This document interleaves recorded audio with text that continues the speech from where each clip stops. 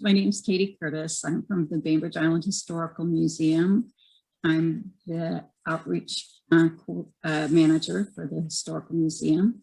And this is our monthly program with the Senior Center called Bainbridge Remembers, and it's oral histories about personal stories that Bainbridge Islanders tell us, so we can learn history and we can learn about our community and make connections so that we can belong. And this special program is about parenting, and Anne Lovejoy is our wonderful speaker. Many of you are familiar with her.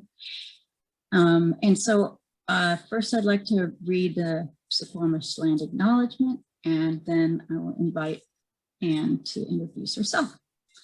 So every part of this soil is sacred in the estimation of my people.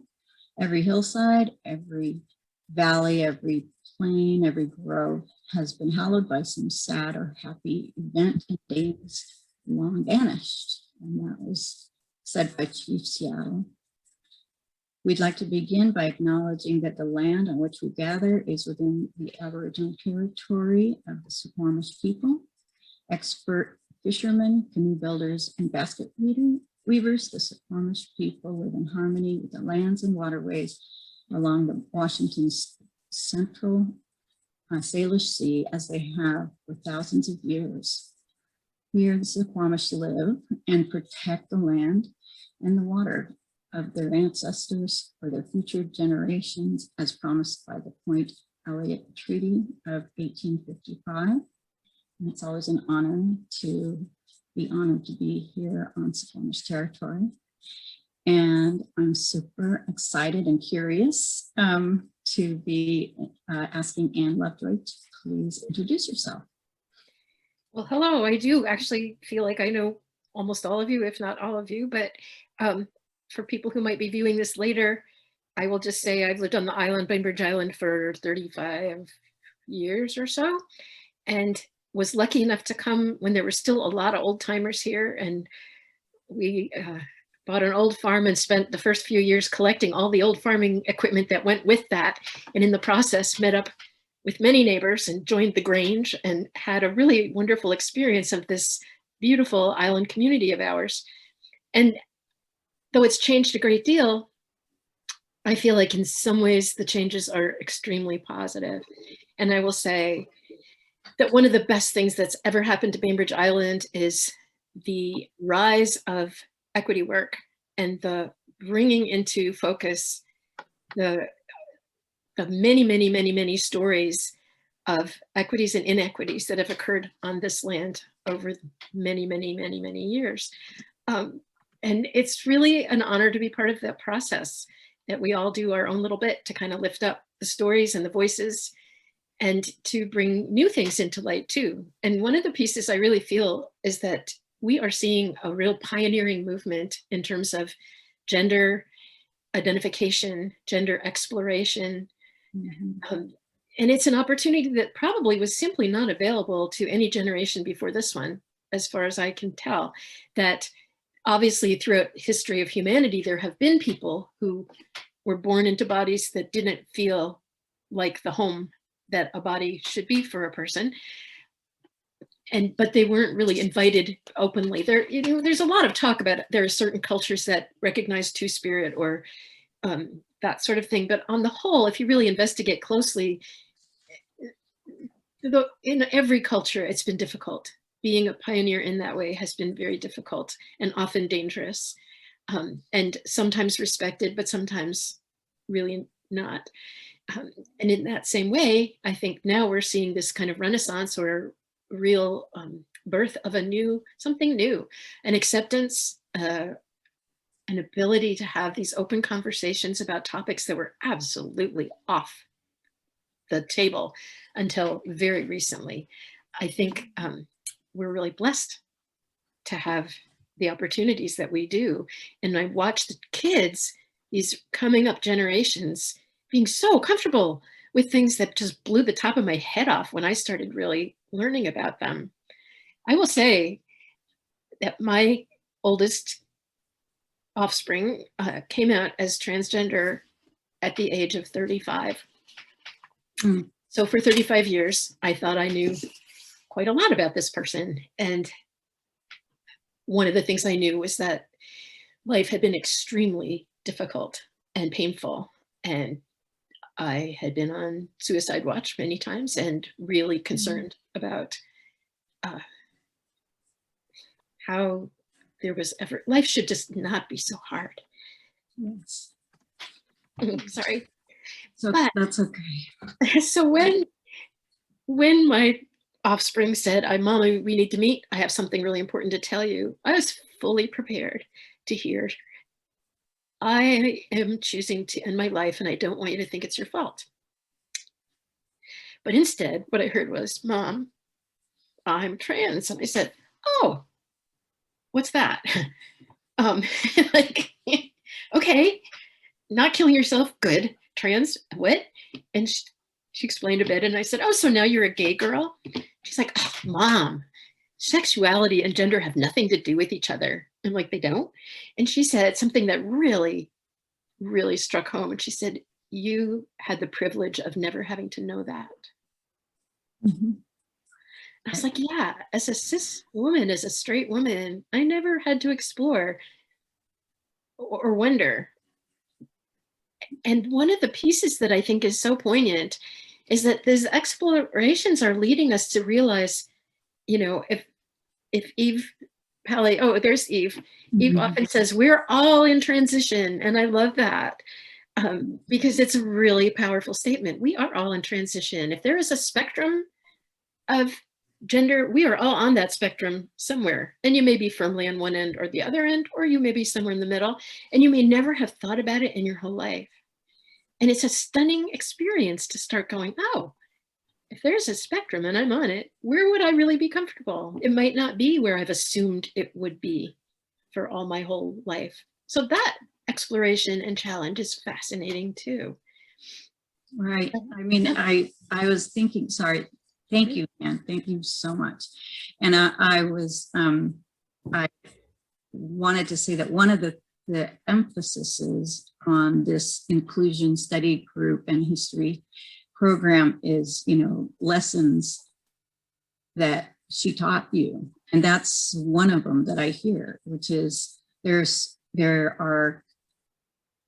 just so much thinking that goes on that when you are privileged to not have to think about it, it's a whole new world. It's a whole new experience.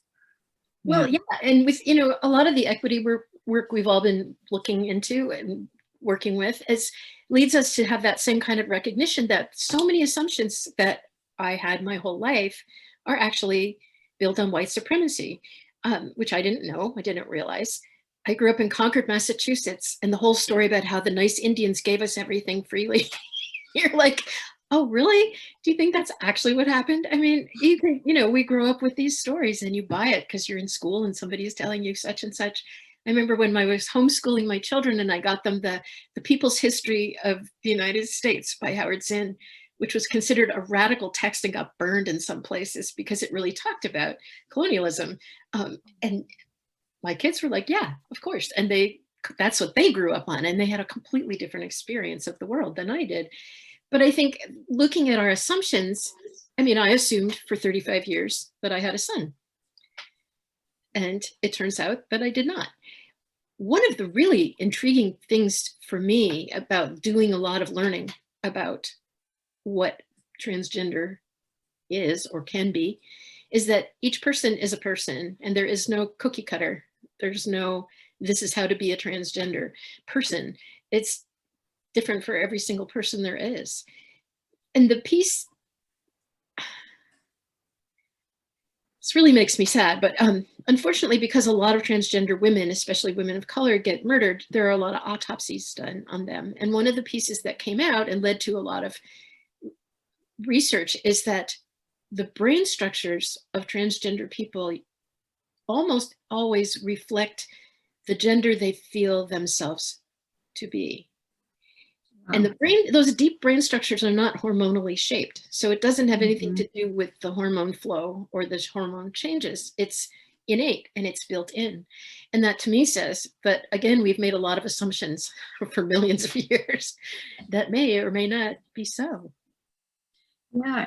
Yeah, it's definitely true. And I think that, like you said, many of the folks on this call are in this program are familiar to you. So they might have, not as many questions, but I do want to invite anybody on the call to make sure to ask us questions in the chat, because when Ann and I talked, we were thinking this is a hard topic for some people to talk about, and so this is a good place for people to ask questions. And I appreciate that. And so tell me a story about your friends and how they responded. Do they, what's it like being a parent? And then what are some questions that you got that you were comfortable or uncomfortable? Yeah, I was very surprised by many of the responses. One thing I started doing fairly early on was I asked my daughter's permission to talk about this stuff openly. And she said, sure, because I won't, so you do it. She's much more introverted than I am. And she has a huge online presence, but not an on the street presence really. So she's like, go for it, Mom. That's what you do anyway. You always start support groups. So we did start a support group called the Transfriending Support Group for family and friends. And when I started telling people about it, like when they'd say, hey, how are you? What you doing? It's like, oh, I'm glad you asked, and start rolling it out. And I was really astonished that one of my most liberal progressive friends said, oh, like he's going to put a dress on and pretend to be a woman. And I was like, wow, ouch, really? But another friend who was extremely conservative and very religious said, oh, that's beautiful. I'm sure life is so much more comfortable for her now. And I just thought, oh, you're melting my heart. This is so beautiful. She's like, people are people and you have to meet them where they are. I just thought that really blew my mind because honestly, that's my bias. I assumed that she was going to be judgmental, which I know all about judgmental because I do that myself really well. But some of those different relationships are really surprising. And once in a while we'd be in the grocery store and my daughter is like 6'3", not trying to pass necessarily. And so I would we'd run into somebody and talk to them and I'd say, oh, this is my daughter, Alexis. And some people would say, hi, Alexis, and put a hand straight out. And other people would be like, oh, I think I need pickles now. Right? And that was really interesting too, to see who kind of went for it, right? Like, Yeah. there, I will acknowledge and greet you. And it's been lovely. Our neighborhood is a tight little neighborhood of 50 mobile homes in downtown Winslow. And it has been such a welcoming community completely. And that is really great because, as a parent of a transgender person, one of the biggest things that comes up is fear, because you read and you see that there is so much bias and so much dangerous bias, and that people get targeted if they're different. And feeling like we live in a community where she is actually safe and liked. That's huge. That is huge. Yeah, definitely. I was listening to the panelists from, we had a panel last week, and some of the younger trans members were saying one thing that kind of drives them nuts is when their parents' friends say, oh, I'm so proud of you. Now, why is that? How is that like the wrong thing to say? Well, actually, I would like Eve to kind of speak to that, but I will just say this, that in my experience, trans people want to be seen as people, and that being trans is not necessarily the most interesting or even most relevant aspect of who they are in the world. And I think everybody wants that, really, right? Like, you know, you can look at me and say, oh, look, old fat white chick, right? But there's more to it than that. And I don't know. Eve, what would you say to that? Would you say something different? Sure. Thank you, Anne. And first of all, I would never call you an old fat white chick. And wouldn't even think it. It's still there because you are a beacon to me.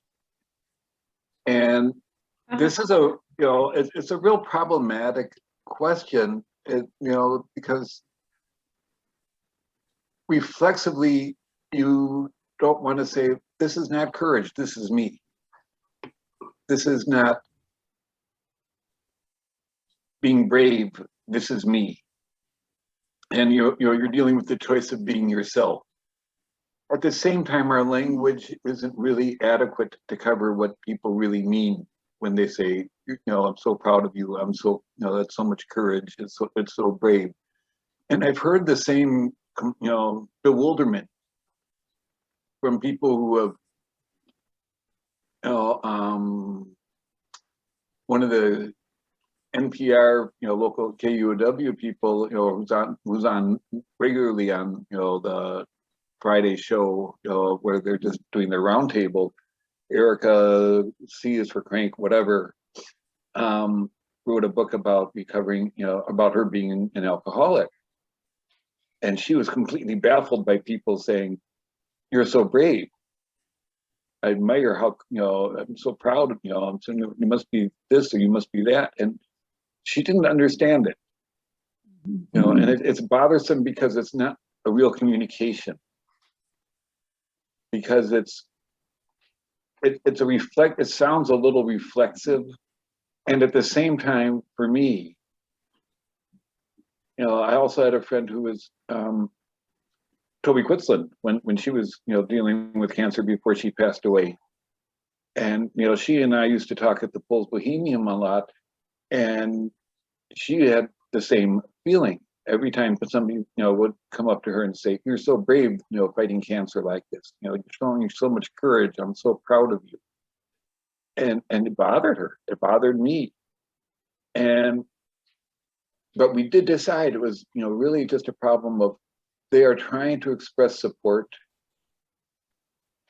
and our language doesn't have the words for it that would adequately express that. You know, actually somebody saying, oh, that must be good to be so, you know, that, you know, I hope you're so much more comfortable now or something like that, you know, or you just look so much better, you know, would be really, you know, nice things. But I was writing about this for my writing group, and well, not for them, you know, just using them. I think that what people are really doing is expressing heart. You know, they're actually trying to express compassion in a language that doesn't do it very well, that seems to limit what it is. And actually, the root of the word courage is heart. Mm-hmm.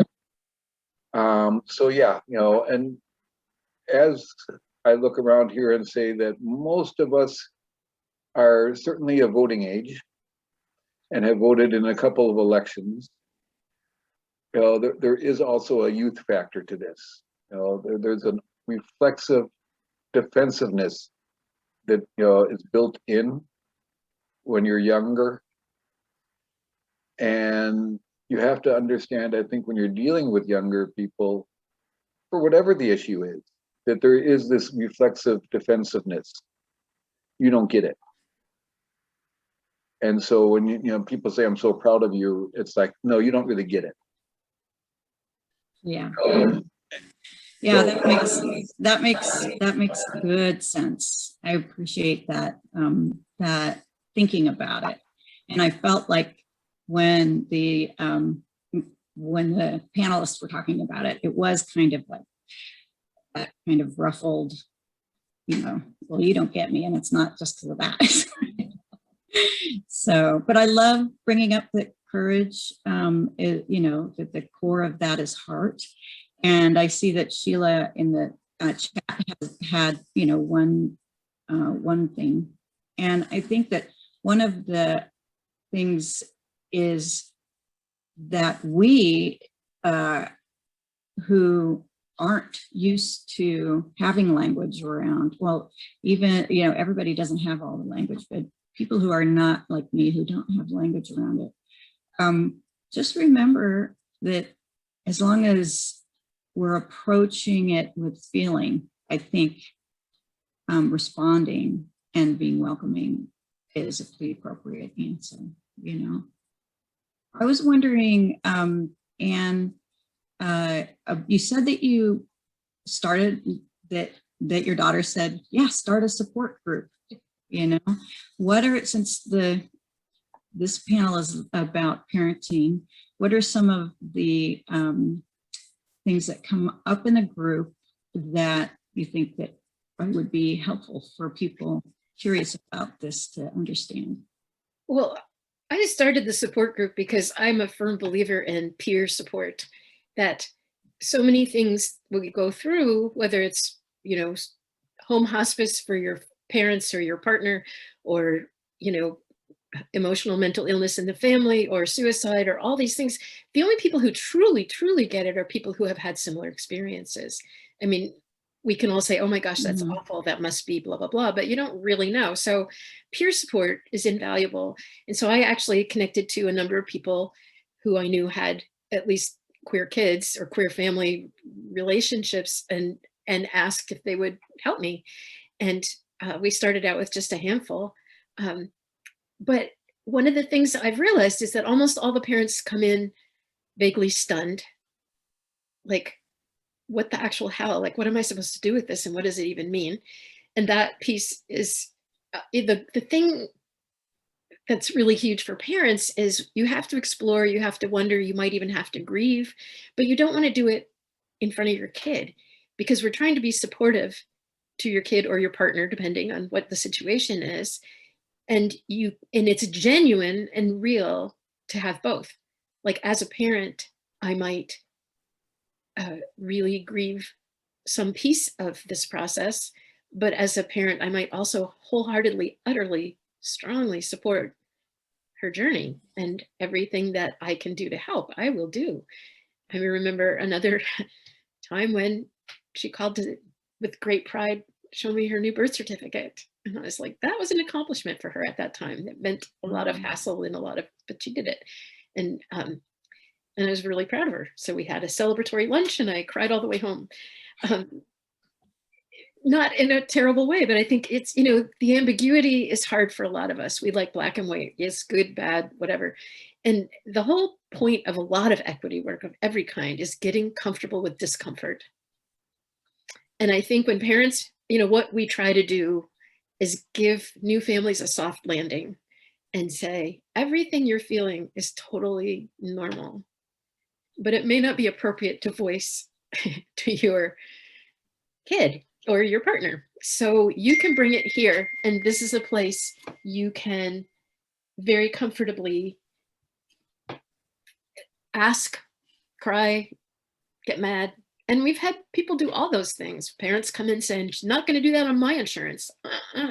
Or you can just wait till you're 21, mister, or whatever it is, right? And be really upset. And then gradually kind of come around, but come around because we have to meet them with no judgment. Like, I didn't have that bristling anger myself. I was, frankly, like I said, I was so relieved she's not going to kill herself that I don't really care. No, that's not true. I mean, there were things that could have happened, that she could have said she was going to join the NRA or something. I would be really upset about that. But that's not what happened, of course. And I think as a mom, my first feeling is to be as truthful to my kid as I possibly can without being hurtful. And there were things I just felt like didn't need to be shared. I hope that makes sense. Yeah. But I'm so grateful to have a place where I could say those things. And we've all held each other over many, many experiences. And it just seems to be the most healing thing, is to be able to be truthful and be heard, and heard without judgment. Even if you disagree with, like, one gal used to come in and go, I know all you guys are so nice, but I'm really pissed. And he would say, it's okay. You can be as pissed as you want. Just keep bringing those good cookies. It just, we would just sit around and have tea and let everybody do what they needed to do. And we still do that. Mhm. In fact, we're having a meeting tonight. We have one meeting in person once a month, and it's the second Monday of every month at Eagle Harbor Church at 7 p.m. And we have one meeting on Zoom on the fourth Monday of each month. And if anyone's interested, they can come to the meeting tonight or get a hold of me. My email is in the newspaper as far as that goes, but I'm happy to give it out. It's just ann.lovejoy@gmail.com. You can always get in touch with me, or people can get in touch with trans.friending@gmail.com. That's also our group email. And I'm really happy to talk to anybody. Spent many, many hours on the phone talking people down and hearing them through their, I think a lot of people feel guilty for being upset or angry or scared, and yet that's supportive too in its own way. Mhm. Mhm. So I was wondering about the stigma. We were talking about the stigma of being trans and how, as a community, we could support the parents. I mean, specifically because you can talk from a parent's point of view about the stigma.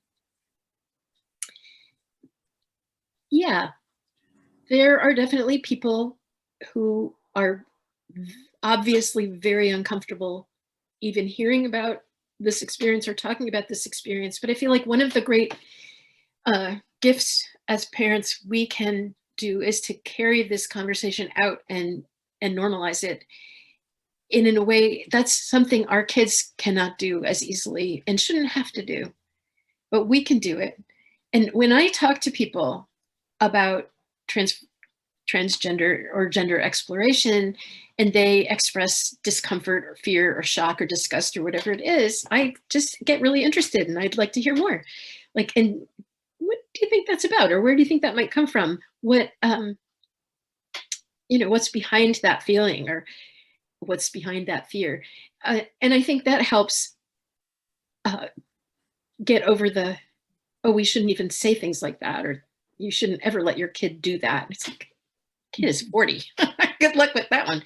But I think the stigma piece is our job to lift it for so many things. It's our job to talk about it, to normalize it, to bring fresh air to it, to open it up. I refuse shame.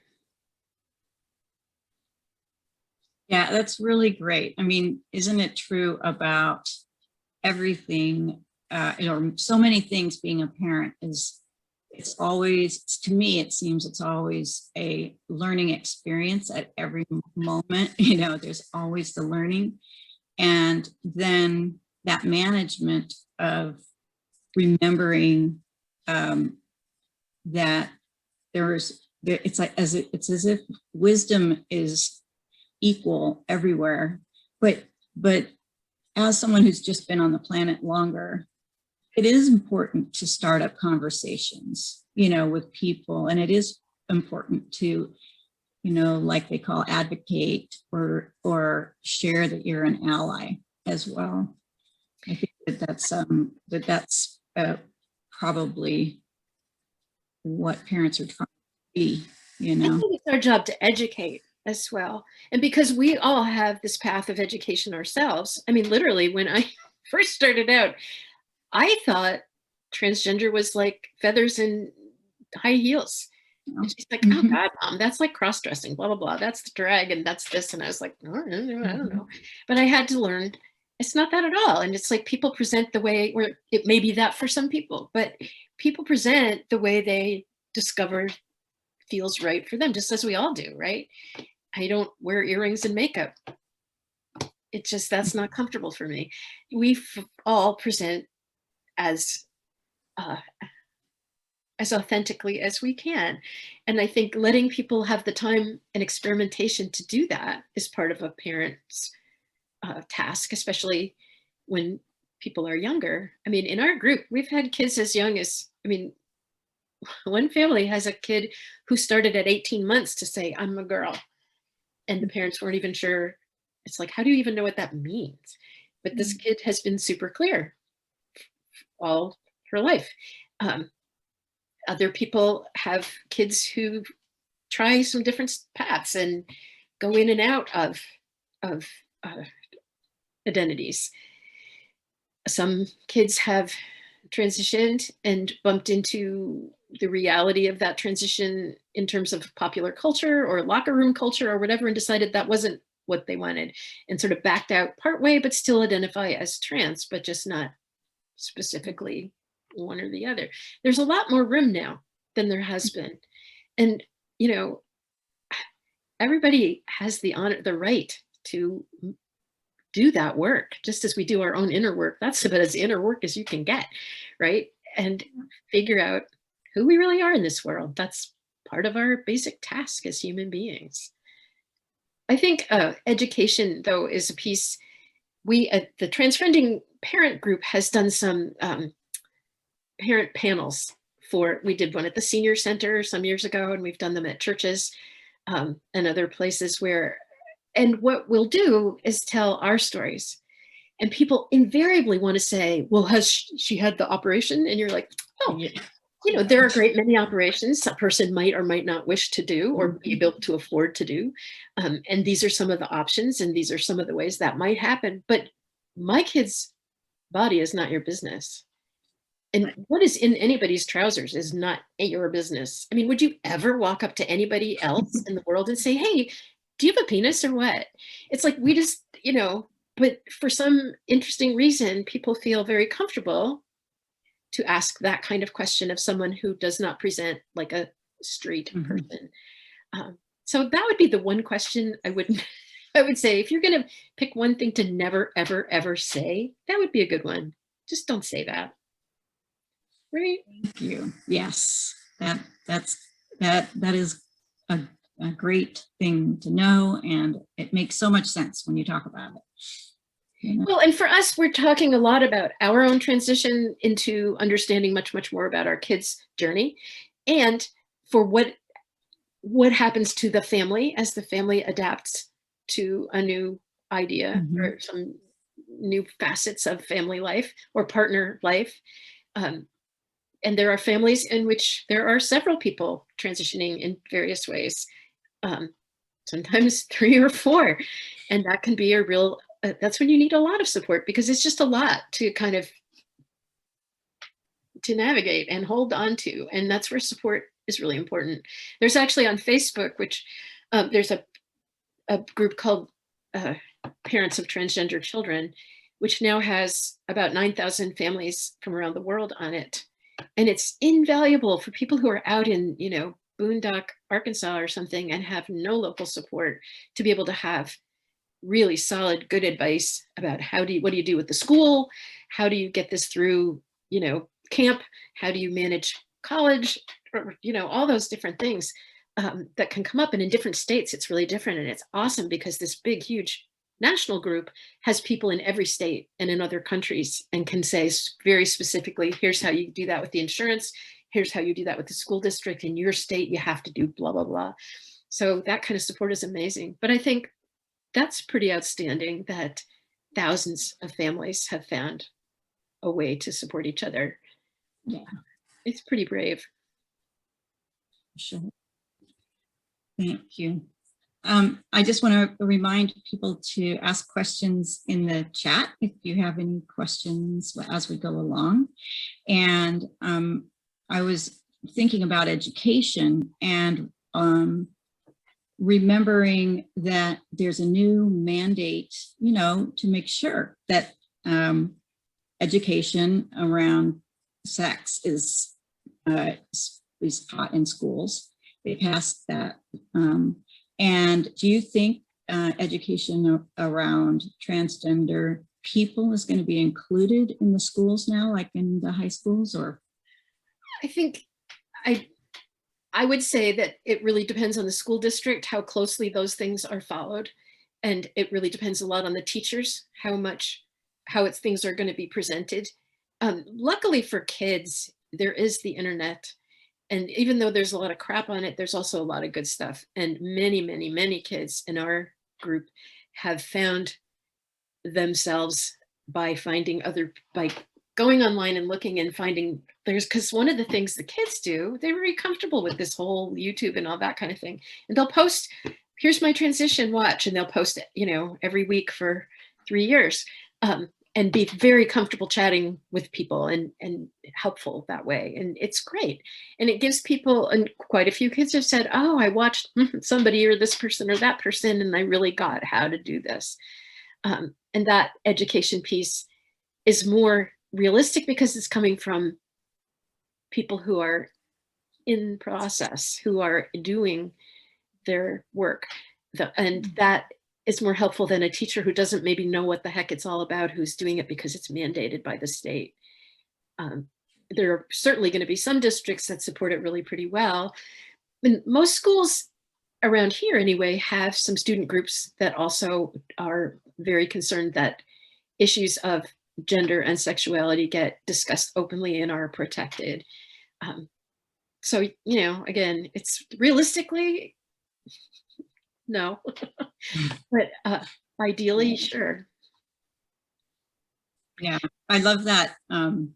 It just reminds me of other equity work where it's like, yeah, well, it might be in the schools. Because I've heard, when I was in school, I'm not surprised it wasn't in being talked about, but there are people graduating this year and it still hasn't been talked about in their high school class. But you're making a good point that if people are my age teaching, maybe you don't want them to have to check that box. And with equity work, sometimes that's the challenge, is that you could mandate it, but that's not always going to guarantee good education. Well, and again, it's peer support, because the best education comes from your peers who are in process similar to the kind of process you're interested in, or you can view this range of experiences and figure out what might be the most comfortable or appropriate for you at this time. The piece that I think is important to remember is that the flexibility of it is something that's really still emerging. And that, the flexibility of this whole exploration of gender and sexuality, which again, we're probably the first generations to really be seeing this as open conversation. And there are places in this country and throughout the world where that conversation could be a deadly one and get you killed. No joke. But it's also true that it's just bubbling up. And I think that's how change really happens. The kids, we had a really sweet family come to one of our summer potlucks, and the person who had been stepdad to these kids had last fall sort of started to say, I want to be pretty. The wife is like, what are we saying here, right? And they're sort of having this family, then the grandparents get, everybody's involved, and the kids are like, calm down, everybody. This is what's happening. Here's what you need to do. We'll help you. Here's how you do this. Here's how you do that. We need to go to the Ingersoll Center in Seattle, and we're going to do and get this training, and you can find these supports, and you can get these wonderful counselors for the whole family. And they were just so sweet and so kind. And they tell this story now, like everybody laughs, but you can tell that at the time it was a really tough situation. But the kids just stepped right up, and they're like, oh no, we got this. Don't worry. It's not awful. It's not horrible. It's just complicated. But as a family, we do complicate it. They're really funny. But I love that. Yeah, I love that too. And it reminds me of, as a history museum, you made comments about how, it really seeing it in other cultures hasn't been really easy either, in the past. And it was reminding me about how colonized our history is. and how, you know, when you think about it, there's, I can imagine a lot of kind of pre-colonial cultures that it was just, you know, part of the culture. The way that I learned that Squamish people sometimes, you know, they don't have a birthday. They have many birthdays. They become people all along, you know, and they're so then their name may change as their life goes on. So having a birthday celebration wasn't, you know, important. And so it reminds me of how also my questions are very kind of white supremacist centered, in that I am feeling the fact that I would want to be an expert in order to talk about it. And it's like, oh yeah, that's right. That's not, that's, you know, colonialist thinking, is that there's experts, of course, what you're talking about peer, you know, learning, and that, you know, those, the teenagers in that family just going, now, don't worry, life is complicated, we do complicated. I mean, that's just a beautiful way to see the world, you know. Well, So and I think the internet has kind of exploded the whole concept of who's an expert. Like any scientist would tell you that every issue, every topic is way too complex to actually have there be truly any experts, except in something so tinily specific that you really can know. And, you know, even if it's bacteria, there's like billions of kinds of bacteria. You can't know them all. So what we can be expert in is our own experience. mhm. And that's only if you're paying attention, because there's tons of people who are not even experts about their own lives. Having been there myself, I can tell you that quite frankly. But how we become expert is by paying attention and listening. Mhm. And we can only be experts in what we experience. So we can't be the experts for our children, except when our children are really young. And then it's custodial expertise, right? And as kids get older, we really have to get out of their way and still support them, but not try to interpret them. And one of the things that can happen is that the parents become the experts and find it hard to let go of. Mhm. And then it becomes their experience. I mean, that happens even with kids who are good tennis players, right? Or whatever. The parents start to own the kid and whatever the issue is. And I think as parents, we have to really learn to be humble and be strongly supportive, but not possessively owning the kid or the issue, whatever it might be, right? Maybe that's different if your kid has some hideous disease and you have to be the expert for their survival. But in the case of gender exploration, I think we can say we can become experts in being a parent of a complicated person. Which we all are. Yeah, and as you said, You know, that's the changes great all thing. the time, right? Yeah, yeah. Well, it's 15 minutes until we close, and so again, I'm opening it up for questions in the chat. I am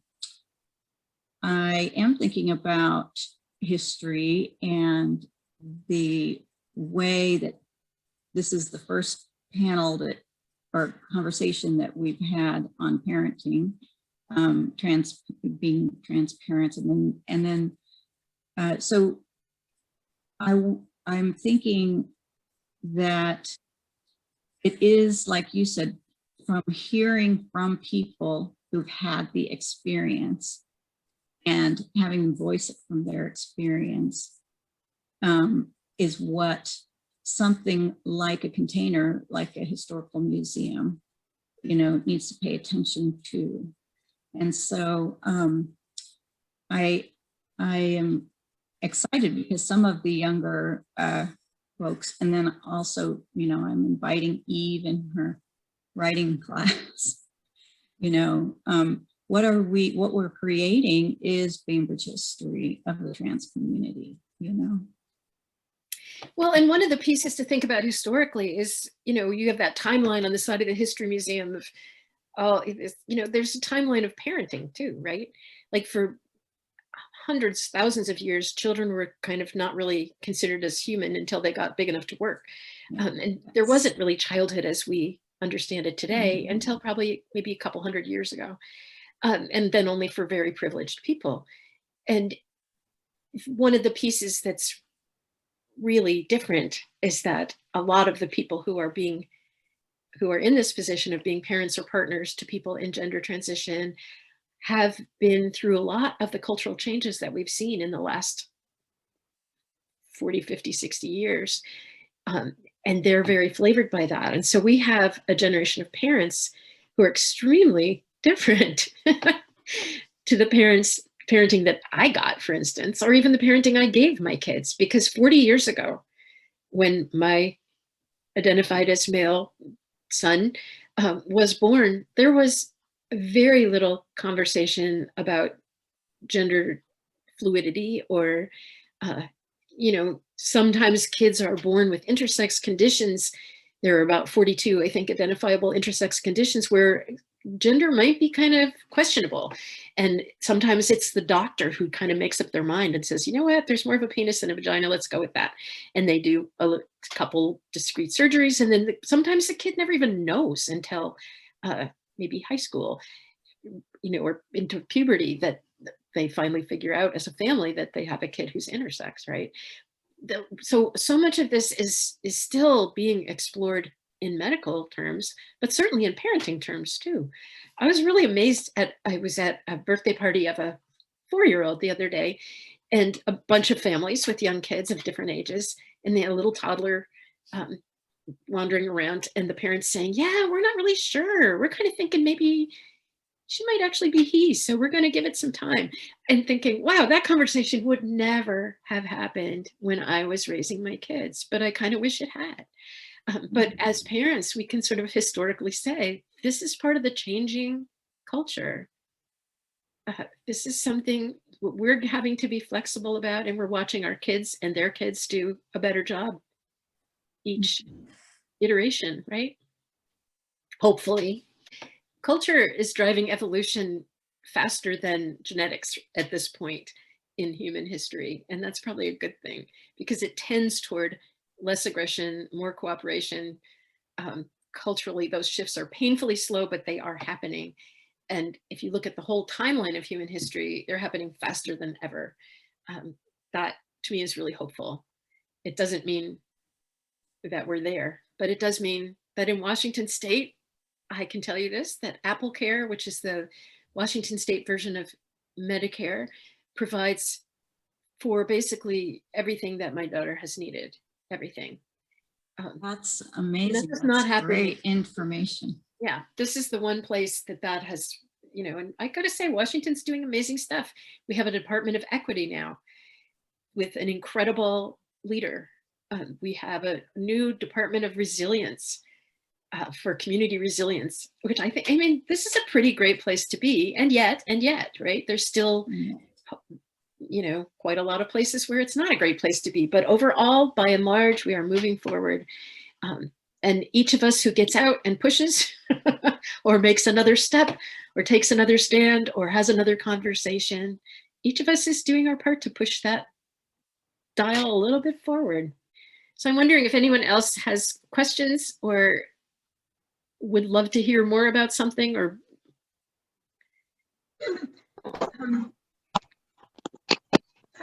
I would appreciate a little insight in terms of the pronouns, especially the they, them.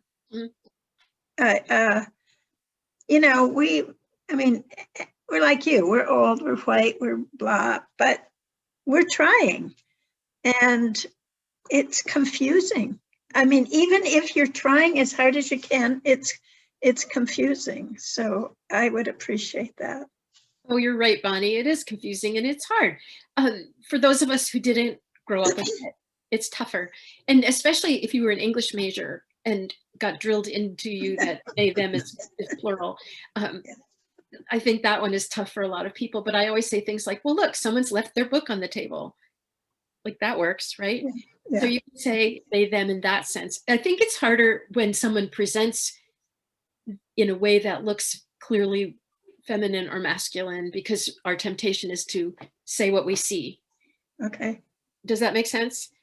But Yeah. we don't see the wholeness of that person. So we're trying to just take a piece.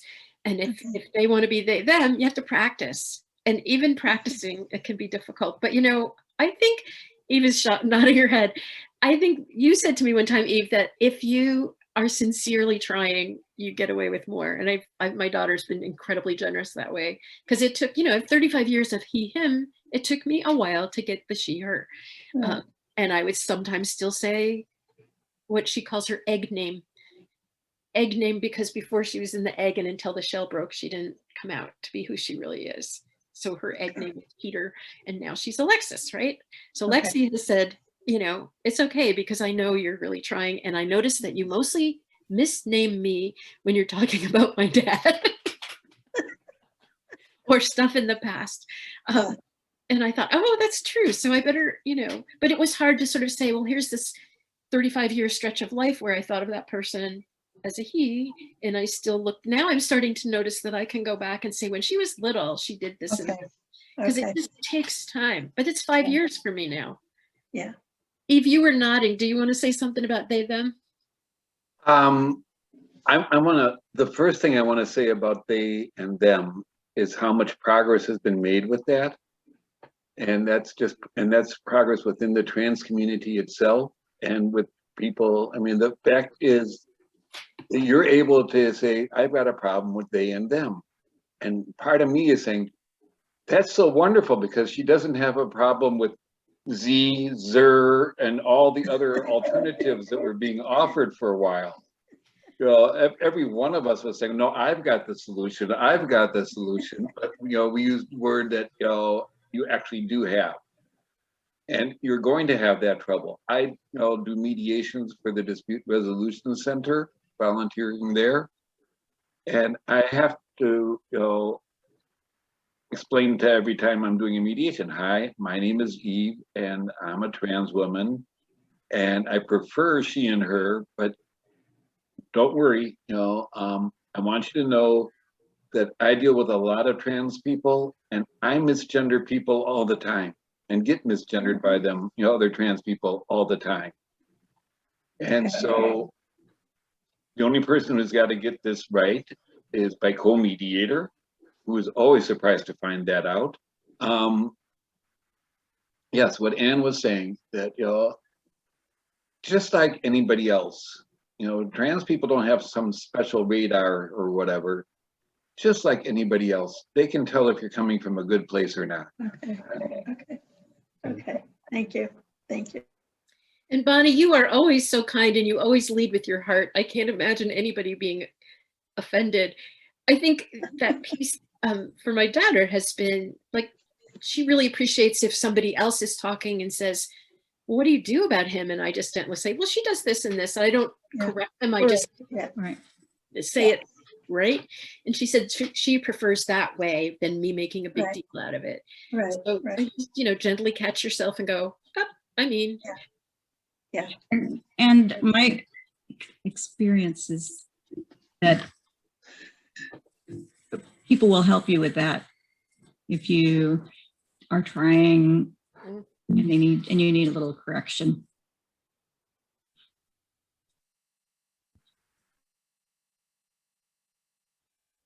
I think that's true of so many things.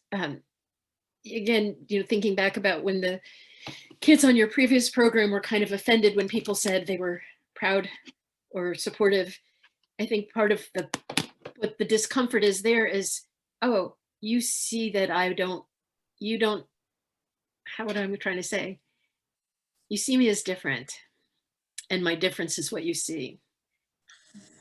Does that make sense? And so I think maybe just trying to treat everybody as just a person is probably the best way to go anyway, right? I mean, do you walk up to a Black person and go, oh, I'm so proud of you for being Black. It's amazing. It must take so much courage. We don't do that. Kristin. was just going to second what you said.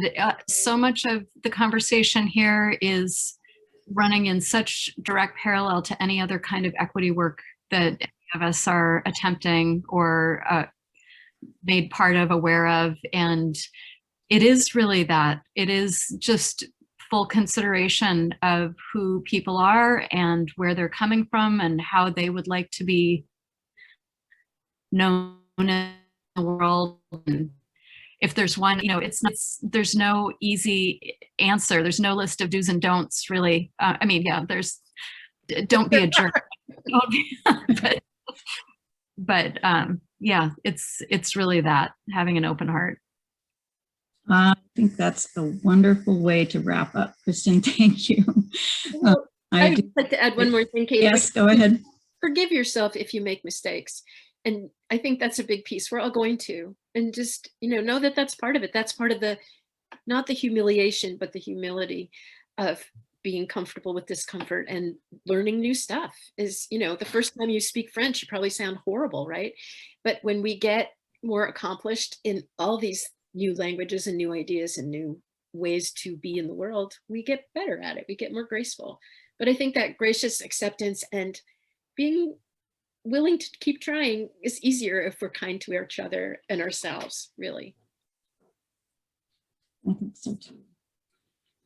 Thank you so much for this wonderful conversation and all this great information.